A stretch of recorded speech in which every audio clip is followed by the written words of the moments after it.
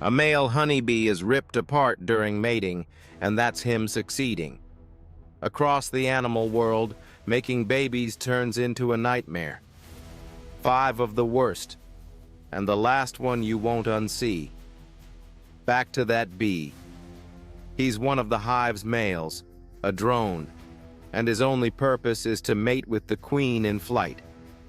Mating is so forceful his body gives out, and he drops from the sky.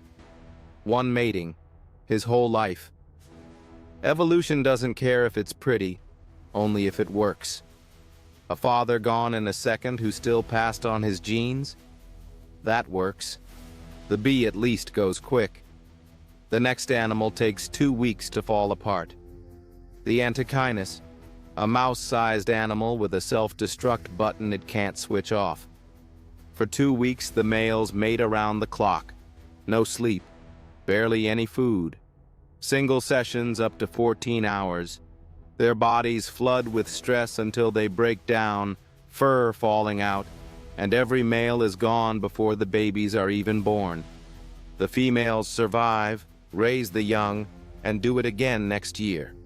Brutal. And it works. At least the Antechinus is born already male.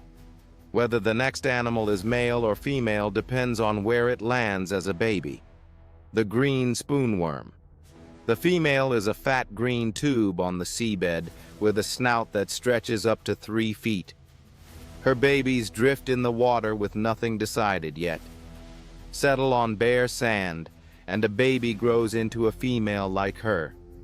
Land on a female, and something in her skin flips a switch. The baby shrinks into a speck of a male, dozens of times smaller, and crawls inside her body.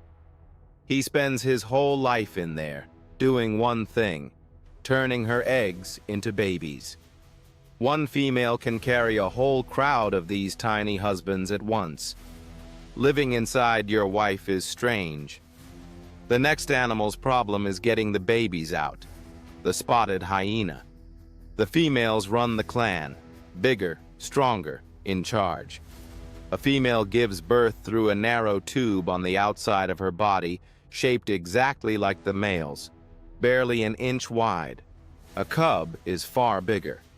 So at her first birth, the tube has to tear open for the cub to pass, a slow, dangerous ordeal. First-time mothers are at real risk, and many firstborn cubs never make it out. Evolution kept the design anyway. The same flood of male hormones that shapes it also builds the powerful take-charge females that rule the clan. The Suriname toad, flat as a fallen leaf. After mating, the male presses her eggs one by one into the skin of her back. Her skin grows up and over them, sealing each one in its own pocket, dozens of them, like bubble wrap made of her own body. For months you'd never guess. Inside, the babies grow, skipping the tadpole stage until they're tiny finished toads. Then her back opens. Dozens of little heads push out of the holes at once and swim away, and she peels off the used skin like an old shirt. 5 animals, 5 nightmares. Every one of them works. The honeybee is gone the second he succeeds, and somehow that was the easy one.